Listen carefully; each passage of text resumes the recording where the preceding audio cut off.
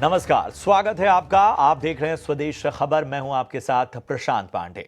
अगले आधे घंटे आपकी स्क्रीन पर होंगी इस वक्त की बड़ी और अहम खबरें, चाहे वो बाजार की हों, राजनीति की हों, चाहे अहम कंपनियों से जुड़े अहम अपडेट। लेकिन सबसे पहले हमारे वो 5 रिपोर्टर जो कि आज आपको अहम खबरों से रूबरू कराएंगे, उस पर निगाह डाल लेते हैं। तो जिन 5 बड़ी खबरों पर हमारे रिपोर्टर तैनात होंगे वो हैं, सबसे पहले हफ्ते भर का बाजार आखिर किस तरह का रहा, बताएंगे हमारे सहयोगी अंश भीलवाड़। 5 का पंच आज बताएंगी आशीषा अध्वर्यु। इसके अलावा एचडीएफसी बैंक पर म्यूचुअल फंड्स का क्या वाकई भरोसा घट रहा है, ये बताएंगी पूजा त्रिपाठी। एनएलसी इंडिया पर बड़ी खबर लेकर आएंगे प्रकाश प्रियदर्शी। और फोर्ड की क्या भारत वापसी की तैयारी है, पूरी खबर बताएंगे सुमित चतुर्वेदी। इन खबरों के अलावा भी और भी अहम खबरों पर हमारी निगाह बनी रहेगी, लेकिन सबसे पहले बाजार पर एक निगाह डालते हैं। कारोबारी हफ्ते के आखिरी दिन बाजार एक दायरे में नजर आया। निफ्टी और सेंसेक्स जहां लाल निशान में बंद हुए, तो वहीं बैंक निफ्टी ने आउट परफॉर्म किया। इस पूरे हफ्ते कैसा रहा बाजार, बता रहे हैं अंश भीलवाड़। तो इस हफ्ते निफ्टी ने रिकॉर्ड हाई का स्तर छुआ। हम देख रहे हैं कि करीबन 2% चढ़ता हुआ नजर आ रहा है इंडेक्स। लेकिन इस हफ्ते का अगर मूव देखें तो पिछला जो रिकॉर्ड हाई था उसके पास में ही निफ्टी घूमता हुआ नजर आया। तो निफ्टी के लिए जो 24,500 का लेवल है उससे ब्रेक करना बहुत ज़रूरी है, एक बहुत स्ट्रॉन्ग पॉजिटिव मोमेंटम लाने के लिए। जबकि अगर हम दूसरे ब्रॉड इंडिसेस की बात करें तो मिड कैप में काफ़ी अच्छा उछाल नजर आया, बल्कि 60,000 का जो एक साइकोलॉजिकल मार्क होता है वो पहली बार क्रॉस होता हुआ नजर आया है इस हफ्ते में। यहाँ पे अगर हम देखें तो मिड कैप का जो ये वीकली गेन था वो पिछले 7 हफ्तों का सबसे बड़ा वीकली गेन भी था। अगर सेक्टर इंडिसेस की बात करें तो निफ्टी एफएमसीजी हमें टॉप सेक्टरल गेनर के तौर पे नजर आते हैं, जिसने कि रिकॉर्ड हाई का स्तर भी छुआ है। इसके साथ साथ हम देख रहे हैं कि निफ्टी आईटी ने भी रिकॉर्ड हाई का स्तर छुआ, साथ ही साथ फार्मा इंडेक्स में भी अच्छा उछाल नजर आया रिकॉर्ड हाई स्तर छूते हुए।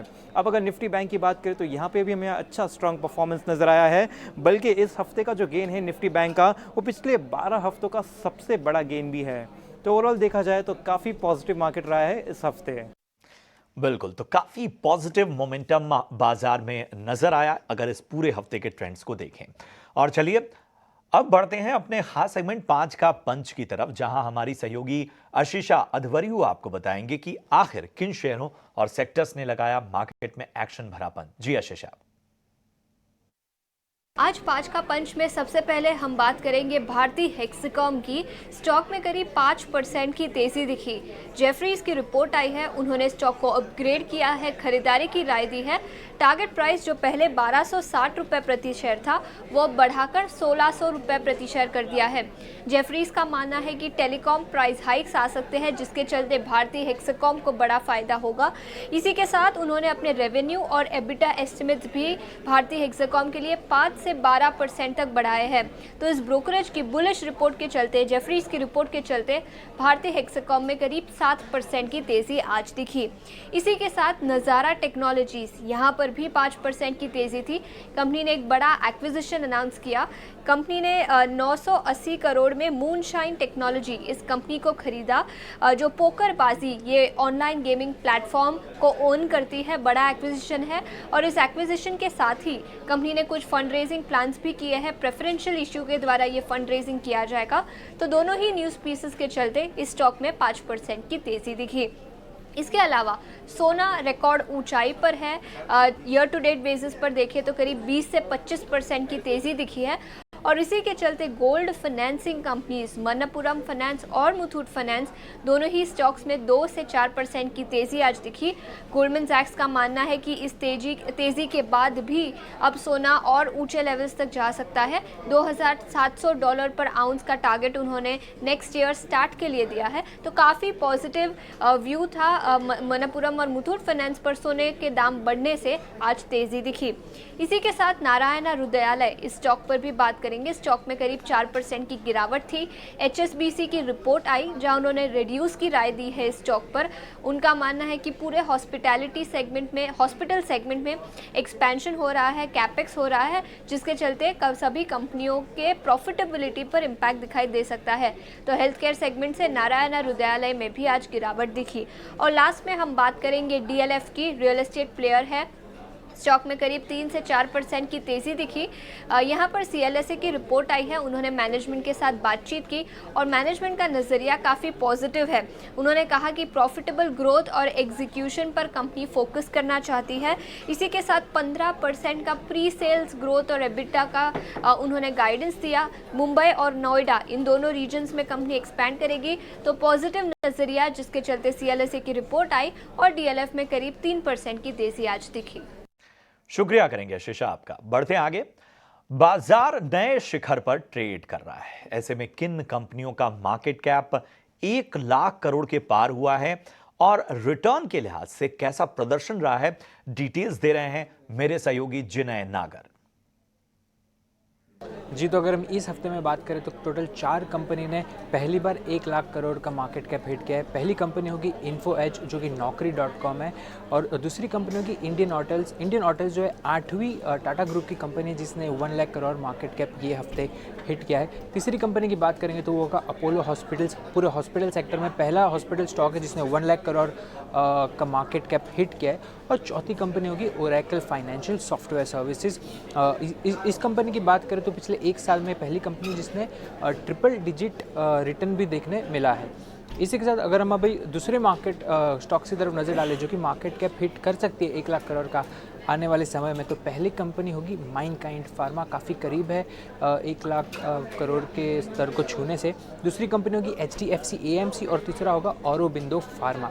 इसी के साथ अगर हम अभी 1 ईयर परफॉर्मेंस देख लिए सारे स्टॉक्स की, तो उसमें हमें दिखेगा कि ओरेकल फाइनेंशियल सर्विसेज ने करीब 180% का रिटर्न दिया है पिछले 1 साल में। वहीं इन्फो एज और औरोबिंदो फार्मा ने 70% से ऊपर के रिटर्न्स देखने मिले हैं। और वहीं इंडियन होटल्स और HDFC AMC में हमें 60% से ज़्यादा रिटर्न्स देखने मिले। अपोलो हॉस्पिटल करीब 40% का रिटर्न और मैनकाइंड फार्मा करीब 35-37% का रिटर्न पिछले 1 साल में देखने मिला है। चलिए बढ़ते हैं आगे। इधर IT इंडेक्स आज नए शिखर पर पहुंचे। IT शेयरों के लिए क्या ट्रिगर्स रहे, डिटेल्स दे रहे हैं वरुण दुबे। डेफिनेटली हमने देखा है कि लगातार जून से तेजी हो रही है। इनफैक्ट एक बार अगस्त में एक डिप भी आया था IT इंडेक्स में, तब थोड़ी बहुत रिसेशन का फियर था, लेकिन उसके बाद देखिए जिस तरह से IT इंडेक्स टर्न अराउंड हुआ है, अब लगातार हमें तेजी देखने मिल रही है। आज भी करीब 0.1% के आसपास IT इंडेक्स में तेजी हो। जितने IT स्टॉक्स है 10 के 10 IT इंडेक्स के स्टॉक जो है वो आज हरे निशान में काम कर रहे हो। जैसे कि आप जिक्र कर रहे थे कि विप्रो, इस स्टॉक में तेजी देखने मिल रही है अच्छे खासे वॉल्यूम के साथ। दरअसल विप्रो को अगर आप देखेंगे तो एक लगाड़ माना जाता था और अब वो भी स्टॉक जो है उसने पार्टिसिपेट करना शुरू कर दिया है और यहाँ पे अच्छी खासी तेज़ी विप्रो के काउंटर में देखने मिल रही है और बेहतरीन वॉल्यूम के साथ विप्रो में तेज़ी देखने मिल रही है। 3.5% 4% के आसपास की गेंस यहाँ पे हैं। सबसे बड़ा ट्रिगर तो यहाँ पे यूएस के मार्केट है, क्योंकि वहाँ पे अगर आप देखेंगे तो कल भी ओवरनाइट नैस्डैक में अच्छे खासे गेंस थे और पिछले कुछ समय से अगर आप देखेंगे तो नैस्डैक में अच्छी खासी तेज़ी है। पिछले 4 दिनों में अगर आप देखें तो करीब 5.5% के आसपास की तेज़ी जो है वो नैस्डैक में हो चुकी है और इसका सबसे बड़ा कारण है रेट कट्स, क्योंकि अब जिस तरह से इकोनॉमिक आंकड़े यूएस में आ रहे हैं, माना जा रहा है कि जल्द आपको करीब 1/4% के आसपास फेड की तरफ से रेट कट्स देखने मिल सकते हैं और इसका बड़ा इंपैक्ट जो है आपको पूरे IT सेक्टर पे देखने मिलेगा। क्यों? क्योंकि भारत का जो IT सेक्टर है काफ़ी हद तक यूएस पे निर्भर करता है। आप देखिए पूरे के पूरे इनके जो रेवेन्यूज़ है उसमें करीब 55-60% के आसपास तो यूएस के मार्केट से आते हैं और अगर वहाँ रेट कट होता है तो इसका इंपैक्ट जो है वो आपको इंडियन IT काउंटर्स पे भी देखने मिलेगा। क्योंकि मैं कुछ रिपोर्ट्स पढ़ रहा था, जैसे कि आप ब्रोकरेज की रिपोर्ट्स हाईलाइट कर रहे थे। कुछ दिनों पहले आपको याद होगा कोफोज पे एक बढ़िया रिपोर्ट आई थी, स्टॉक में तेजी थी। इन्फोसिस पे हम देख रहे हैं लगातार रिपोर्ट आ रही है, TCS पे रिपोर्ट आ रही है और सबके सब यही कह रहे हैं कि वहाँ पे IT स्पेंड्स आपको बढ़ते हुए दिखाई देंगे, BFSI इंडस्ट्री और बाकी इंडस्ट्री से बढ़ते हुए दिखाई देंगे और इसी का रिफ्लेक्शन जो है आपको यहाँ पे देखने मिल रहा है। यहाँ पे पिछले कुछ दिनों में TCS, इन्फोसिस, विप्रो, इनको अगर आप देखेंगे तो जून से अब तक आपको कब याद होगा कि इन्फोसिस 40% चल चुका है। इसके अलावा आप देखिए विप्रो, HCL टेक 37% की रैली यहाँ पे देखने मिली है। टारगेट्स की बात करूँ तो HCL टेक में 2200, LTM एंट्री 7400, परसिस्टेंट 6300, इनफैक्ट मुझे कोफोज भी याद है वहाँ 8000 रुपये के ऊपर के टारगेट्स अब ब्रोकरेज हाउसेस ने देना शुरू कर दिया है। तो IT अब सेक्टर लीडर बन रहा है इनफैक्ट अगर आप देखेंगे और ज़ोरदार तेज़ी लगातार IT सेक्टर में देखने मिल रही है। लाइफ हाई पे सेक्टर ट्रेड कर रहा है। शुक्रिया करेंगे वरुण आपका। बढ़ते हैं आगे। HDFC बैंक पर म्यूचुअल फंड्स का भरोसा घटा है। पूरी डिटेल्स के साथ मेरी सहयोगी पूजा त्रिपाठी की रिपोर्ट देखें। जी, इस बार म्यूचुअल फंड की तरफ से जो आंकड़े साझा हुए हैं उसमें एक चीज़ नोटिस की गई। इसमें एचडीएफसी बैंक पर म्यूचुअल फंड ने अपनी हिस्सेदारी घटाई है और कई दिग्गज म्यूचुअल फंड्स ने अगस्त में अपनी हिस्सेदारी घटाई है। 41 में से करीब 23 फंड्स ने अगस्त में करीब 8,200 करोड़ की बिकवाली की, जिसमें कि Kotak, quant mutual fund, SBI mutual fund जैसी कंपनियों के नाम शामिल हैं। अगस्त में म्यूचुअल फंड ने करीब 5 करोड़ से ज़्यादा के शेयर्स बेचे और लगातार 7 महीने के बाद एक खरीदारी का ट्रेंड देखने के बाद अगस्त में ये बिकवाली देखने को मिली है। अगर जनवरी से लेकर जुलाई तक की बात करें तो म्यूचुअल फंड्स ने 45,000 करोड़ के शेयर्स भी खरीदे थे, लेकिन अगस्त महीने में हमें वहाँ पर थोड़ी बिकवाली देखने को मिली है। इसमें जो बड़े फंड्स ने हिस्सा घटाया उसमें कोटक महिंद्रा म्यूचुअल फंड ने करीब 4,188 करोड़ की बिकवाली की, क्वांट म्यूचुअल फंड ने 2,827 करोड़ की बिकवाली की है। इसके अलावा SBI mutual fund, Aditya Birla, Invesco, इन सभी ने अपनी हिस्सेदारी घटाई है।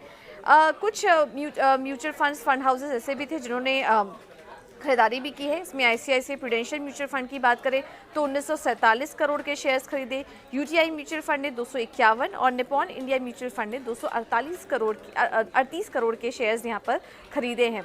इस बार 2024 में जो बड़े बैंकिंग शेयरों का प्रदर्शन भी रहा है, अगर उसको आप नोटिस करेंगे तो एचडीएफसी बैंक में जहां पर 2% की गिरावट थी, उसके सामने उनके पेयर्स ने अच्छा प्रदर्शन किया। आईसीआईसीआई बैंक 25% चला, एक्सिस बैंक में 10% की बढ़त हुई, बैंक निफ्टी उसके सामने 7.5% चला, लेकिन एचडीएफसी बैंक ने अंडर परफॉर्म ही किया और 2% की गिरावट 2024 में अभी तक देखने को मिली है। एचडीएफसी बैंक के शेयर की चाल भी अगर देखेंगे तो पिछले एक महीने में करीब 3.5% से ज़्यादा की बढ़त यहाँ पर हुई है। तो ये जो डेटा निकल कर आ रहे हैं उसमें हमने यही नोटिस किया कि ज़्यादातर जो बड़े फंड हाउस थे उन्होंने अपनी हिस्सेदारी एचडीएफसी बैंक में घटाई। और वहीं अगस्त की अगर हम बात करें तो म्यूचुअल फंड्स ने कहाँ खरीदारी की, कहाँ बिकवाली की, ये भी डिटेल्स हम आपको देते हैं। स्नेही हमारी सहयोगी इसके साथ मौजूद हैं। स्नेही, जरा बताएं आखिर म्यूचुअल फंड की खरीदारी और बिकवाली कहाँ कहाँ हुई अगस्त महीने में? जी बिल्कुल, तो अगर हम ओवरऑल बेसिस पर बात करें तो अगस्त के महीने में म्यूचुअल फंड्स ने 38,200 करोड़ रुपए के सेकेंडरी मार्केट में इन्वेस्टमेंट किए हैं, यानी इतने रुपए के इक्विटी शेयर्स खरीदे हैं अलग अलग कंपनी के, और ये नंबर जुलाई के महीने में 37,100 करोड़ था, यानी कि अगस्त और जुलाई के बीच काफ़ी फ़र्क रहा है और अगस्त में ये अमाउंट जो है वो बढ़ गया है। इसका मतलब ये दिखता है कि अभी भी मार्केट में कॉन्फिडेंस है और म्यूचुअल फंड्स लगातार शेयर्स खरीद रहे हैं। एक्स एनएफओ नेट फ्लोज की बात करें तो वो भी ऊपर है, 27,100 करोड़ है 23,300 करोड़ की तुलना में। अब अगर सेक्टर्स की बात करें तो कौन से क्षेत्रों में म्यूचुअल फंड्स ने अपने एक्सपोजर बढ़ाए हैं, वो है डिस्क्रिशनरी, आईटी और हेल्थ केयर, और क्षेत्रों में जहां पे उन्होंने अपना एक्सपोजर घटाया है वो है इंडस्ट्रियल्स, फाइनेंशियल्स और ऑटो। कैश लेवल भी 5.1% था एयूएम का, 4.6% जुलाई के तुलना में। अभी अगर हम लार्ज कैप बास्केट की बात करें तो लार्ज कैप बास्केट में से खरीदारी देखी गई है Tata Motors, Zomato, power grid, axis bank और कैनरा बैंक में, और म्यूचुअल फंड्स ने अपना स्टेक या तो कम किया है या तो कंप्लीटली बेच लिया है एचडीएफसी बैंक, कोल इंडिया, यूनियन बैंक, गेल और पीएनबी में। अब यहाँ देखने की बात यह है कि पावर ग्रिड जो है वो जुलाई के महीने में भी बाई साइड पे था और अब भी बाई साइड में है अगस्त में भी। मिड कैप बास्केट के बारे में बात करते हैं तो खरीदारी देखने को मिली है जीएमआर एयरपोर्ट्स, नायका, डिलीवरी, कल्याण ज्वेल्स और एचपीसीएल में, और सेल साइड पर है वोडाफोन आइडिया, सुजलॉन, इंडस टावर्स, सेल और अशोक लेलैंड। तो यहाँ पर हमको क्या देखने को मिलता है कि जीएमआर एयरपोर्ट्स और नायका ये जुलाई के महीने में भी बाई साइड पे थे, अगस्त में भी बाई पर है। वोडाफोन और इंडस टावर्स ये तब भी सेल साइड पर थे, अब भी सेल साइड पर है। सुजलॉन एक स्टॉक है जो जुलाई के महीने में बाई साइड पर था पर अगस्त में अब सेल साइड की तरफ जा चुका है। और लास्ट में बात करते हैं स्मॉल कैप बास्केट में से खरीदारी देखने गई है restaurant brands, lemon tree, HFCL, Aster DM और आरबीएल बैंक में, और दूसरी तरफ हमने कुछ स्टेक सेल देखा है engineers India, Patel engineering, India cements, first source और एनबीसीसी के शेयर्स के लिए। अब स्मॉल कैप स्पेस में से हम क्या नोटिस कर सकते हैं कि जो रेस्टोरेंट ब्रांड्स एशिया है और आरबीएल बैंक है ये जुलाई में भी बाई साइड पर थे, अब भी बाई साइड पर है, तो इन स्टॉक्स पर कॉन्फिडेंस बना हुआ है। और एनबीसीसी जो है वो पहले बाई साइड पर था, अब सेल साइड पर जा चुका है। तो ये था अगस्त के महीने में म्यूचुअल फंड्स का स्टॉक्स का खरीदने का और बेचने का सारा एक्टिविटी। शुक्रिया करेंगे स्नेही आपका इस अहम अपडेट के लिए। और अगले हफ्ते किन बड़े इवेंट्स पर हमें नजर रखनी चाहिए ये बताने के लिए मेरे सहयोगी वरुण दुबे जुड़ चुके हैं। जी वरुण, बताएं अगले हफ्ते के ट्रिगर्स क्या हैं? देखिए, अगले हफ्ते काफ़ी सारे लोकल और ग्लोबल इवेंट्स हैं जहां पे आपको नजर रखनी है। शुरुआत करूंगा एक इंपॉर्टेंट लोकल इवेंट से और वो है लिस्टिंग। सोमवार को बजाज हाउसिंग फाइनेंस की लिस्टिंग होने वाली है। आपको याद होगा, इस कंपनी के आईपीओ को काफ़ी बेहतर रिस्पांस मिला था और अब सबकी नज़र होगी कि किस तरीके की लिस्टिंग है वो बजाज हाउसिंग फाइनेंस की होती है। तो ये सबसे इंपॉर्टेंट इवेंट है जहाँ पे नज़र होगी। वहीं आप बात करते हैं मंगलवार 17 तारीख की, तो यहाँ पे यूएस में इंडस्ट्रियल प्रोडक्शन, रिटेल सेल्स के तो आंकड़े आएंगे, लेकिन साथ ही साथ फेड की जो 2 दिन की बैठक है वो शुरू हो जाएगी और ये एक बहुत इंपॉर्टेंट इवेंट है। पूरी दुनिया की नज़र इस पर रहने वाली है। जापान का इकोनॉमिक डेटा भी आएगा। 18 तारीख की बात करें तो यहाँ पे एसबीआई कार्ड्स की बोर्ड की बैठक फंड रेज के लिए। इसके अलावा यूके यूरोजोन का सीपीआई का डेटा आएगा, जापान का ट्रेड डेटा आएगा। वहीं फेड की जो बैठक है उसका आउटकम आएगा। हालांकि इसका आउटकम जो है हमें 19 तारीख को सुबह देखने, आपको ज़्यादा इम्पैक्ट जो है हमारे मार्केट्स पे वो 19 की सुबह आपको शायद ज़्यादा देखने मिलेगा। तो इसके लिए आप 19 तारीख को खास नज़र रखिएगा। इसके इम्पैक्ट के साथ साथ कुछ स्टॉक्स पे भी नज़र रखिएगा, जैसे कि सैक्सॉफ्ट है, यहाँ पे बोनस की एक्स डेट है तो एडजस्टमेंट आपको देखने मिलेगा। यूएस फेड के डिसीजन का तो इम्पैक्ट आपको देखने मिलेगा, लेकिन साथ ही साथ बैंक ऑफ इंग्लैंड की भी बैठक है और यहाँ पे इंटरेस्ट रेट पे वो भी डिसीजन लेंगे।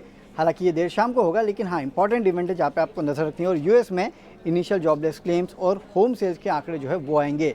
बात करें फ्राइडे की 20 तारीख की, तो यहाँ पे राइट्स लिमिटेड बोनस की एक्स डेट है, यूरोजोन का कंज्यूमर कॉन्फिडेंस, जापान का सीपीआई और इंटरेस्ट रेट के डिसीजन आने वाले हैं। इसके अलावा बैंक ऑफ जापान तो आपको नज़र रखनी है, लेकिन साथ ही साथ काफ़ी सारी और चीज़ें हैं जहाँ पे आपको नज़र रखनी है। इसके लिए अगला हफ्ता काफ़ी इंपॉर्टेंट हो जाता है। बैंक ऑफ जापान का interest rate decision, bank of England का और साथ ही साथ यूएस का फेड का जो रेट डिसीजन है वो यहाँ पे निकल के आएगा, तो नज़र रखेगा। और हाँ, सबसे इंपॉर्टेंट हो सोमवार को बजाज हाउसिंग फाइनेंस की लिस्टिंग जो है उस पर भी रखेगा नज़र। शुक्रिया करेंगे वरुण आपका इस अहम जानकारी के लिए। सरकार सीपीएसई के स्टेटस अपग्रेडेशन को लेकर नया मैकेनिज्म बनाने जा रही है। इसमें तय मापदंडों के मुताबिक प्रदर्शन न करने पर स्टेटस में कमी का भी प्रावधान होगा। डिपार्टमेंट ऑफ पब्लिक एंटरप्राइजेस की इस योजना पर क्या तैयारी है, हमारे सहयोगी प्रकाश प्रियदर्शी इसके बारे में पूरी जानकारी दे रहे हैं। जी प्रकाश। देखिए, सूत्रों के हवाले से हमें एक्सक्लूसिव जानकारी मिल रही है कि सरकार पब्लिक सेक्टर जो एंटरप्राइजेज हैं, स्पेशली सीपीएसईज, उनके स्टेटस अपग्रेडेशन से संबंधित एक न्यू मैकेनिज्म पर काम कर रही है जिसकी घोषणा की जाएगी।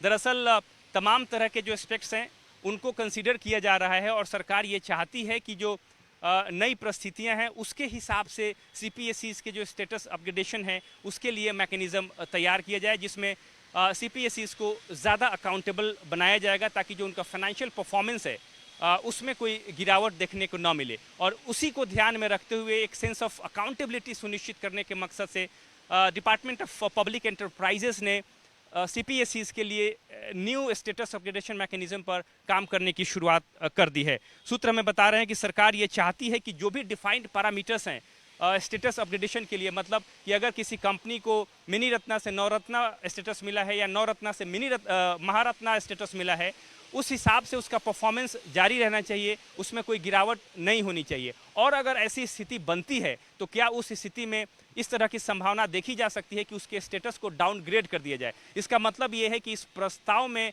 किसी पब्लिक सेक्टर एंटरप्राइज के स्टेटस को डाउनग्रेड करने का भी प्रस्ताव है जिस पर चर्चा चल रही है। लिहाजा इससे जो सीपीएसईज हैं उनमें बेटर परफॉर्मेंस, जो डिफाइंड पैरामीटर्स है उसके हिसाब से परफॉर्मेंस जारी रखने का दबाव होगा और उससे आने वाले दिनों में सरकार को भी फायदा होगा डिविडेंड के तौर पे। तो ये तमाम तरह के प्रस्ताव हैं जिस पर चर्चा की शुरुआत हो गई है। हालांकि सूत्र हमें बता रहे हैं कि काफ़ी इनिशियल स्टेज है और कोई भी अंतिम फैसला तमाम स्टेक होल्डर से बात करने के बाद ही लिया जाएगा। जैसा कि आपको पता है कि हाल ही में सरकार ने 4 सीपीएसईज के स्टेटस को अपग्रेड किया है, जिसमें एनएचपीसी, एसजेवीएन, सेखी और रेलटेल कॉरपोरेशन जैसी कंपनियां शामिल हैं। और सूत्र इस बात की भी जानकारी दे रहे हैं कि एचएएल के स्टेटस को नवरत्ना से बढ़ाकर महारत्ना करने की दिशा के बारे में भी एक प्रस्ताव है जिस पर डिपार्टमेंट ऑफ पब्लिक एंटरप्राइजेस काफ़ी गंभीरता से विचार कर रही है।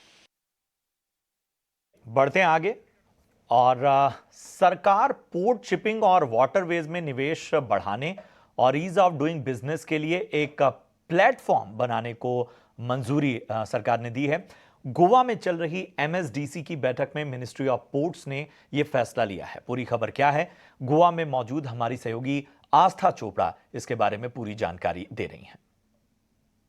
तो अभी अभी MSDC यानी मैरीटाइम स्टेट डेवलपमेंट काउंसिल की मीटिंग खत्म हुई है और अभी अभी वो खत्म हुई है एक प्रेस कॉन्फ्रेंस के बाद, जो कि चेयर करी गई थी मिनिस्टर ऑफ पोर्ट्स और वाटरवेज सर्बानंद सोनोवाल से। अभी कुछ ही क्षण पहले कुछ देर अंदर क्लोज डोर मीटिंग हुई थी मिनिस्ट्री ऑफ पोर्ट्स के साथ और सेंट्रल गवर्नमेंट गोवा के साथ। साथ साथ ही और भी मिनिस्टर्स मौजूद थे।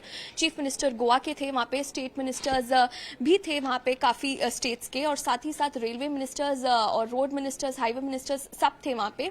और जो मेन चीज़ें डिस्कस हुई हैं क्लोज डोर मीटिंग्स में वो आपको बताते हैं। लगभग 100 से ज़्यादा इशू डिस्कस हुए हैं मीटिंग के अंदर, और साथ ही साथ काफ़ी स्टेट्स भी थे जिन्होंने पार्टिसिपेट करा है। जो मेन एजेंडा लिस्ट में डिस्कस हुए गए हैं मिनिस्टर्स के बीच में वो आपको बताते हैं। सबसे पहले तो नेशनल सिंगल विंडो सिस्टम का प्लेटफॉर्म इन्होंने इनॉग्रेट करा है, जो कि ईज ऑफ बिजनेस करता है, जो बहुत आसानी से लोगों को मदद करेगा बिजनेस करने की, ईज मैरीटाइम सेक्टर में स्पेशली। और साथ ही साथ 2 ऐसे नए लॉन्चेस करे गए हैं मैरीटाइम सेक्टर से, जिसका नाम है ग्लोबल हब फॉर आर्बिट्रेशन, और ये परफॉर्म करता है कि सारे जो ईज ऑफ डूइंग बिजनेस है और ग्लोबल चेन पे ज़्यादा फोकस करा गया है। और दूसरा ही लॉन्च जो है वो इंडियन मैरीटाइम सेक्टर का है, जो कि मैरीटाइम सेक्टर में एडवोकेसी को फॉलो करता है। साथ ही साथ इन्होंने फोकस करा है इस बार की ज़्यादा से ज़्यादा एडवोकेसी और जांच होनी चाहिए मैरीटाइम सेक्टर की ग्रोथ के लिए।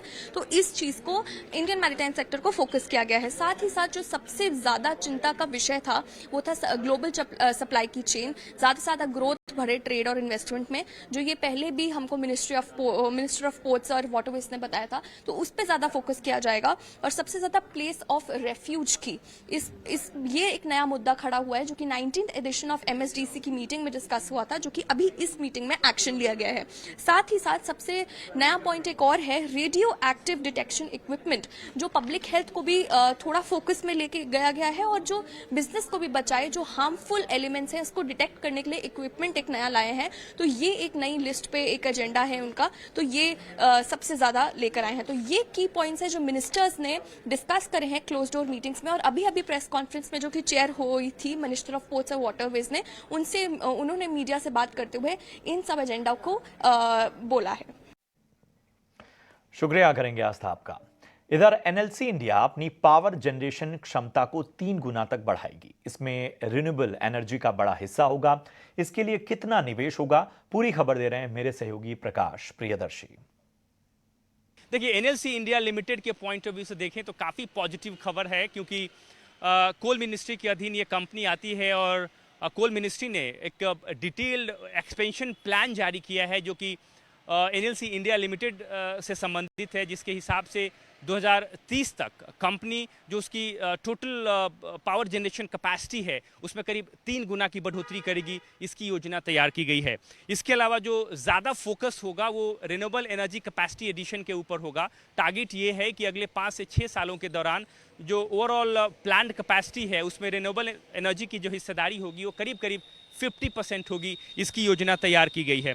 इस वक्त जो अगर आप रिन्यूएबल एनर्जी कैपेसिटी की बात करें NLCIL की, वो करीब 1.43 गीगावाट के आसपास है। उसको बढ़ाकर 10.11 गीगावाट करने का टारगेट रखा गया है। काफ़ी सिग्निफिकेंट डेवलपमेंट है। जहाँ तक इन्वेस्टमेंट का सवाल है, अगले 5 से 6 सालों के दौरान करीब 50,000 करोड़ रुपए के इन्वेस्टमेंट की योजना तैयार की गई है, खासकर रिन्यूएबल एनर्जी प्रोजेक्ट्स के ऊपर। और ये जो इन्वेस्टमेंट होंगे और रिन्यूएबल एनर्जी जो प्रोजेक्ट्स हैं वो NLC की जो होली ओन्ड कंपनी है NLC India green energy limited, उसके ज़रिए इसको अंजाम दिया जाएगा। इस वक्त NLC India green energy limited करीब 2 गीगावाट की कैपेसिटी के जो रिन्यूएबल एनर्जी प्रोजेक्ट्स हैं उसको ऑपरेट कर रही है। और योजना ये बनाई गई है कि इसको एक्सपेंड किया जाएगा। जो अलग अलग तरह के रिन्यूएबल एनर्जी प्रोजेक्ट्स हैं उसमें कॉम्पिटिटिव बिडिंग के जरिए पार्टिसिपेट करके। तो ये काफ़ी कॉम्प्रिहेंसिव स्ट्रेटेजी तैयार की गई है।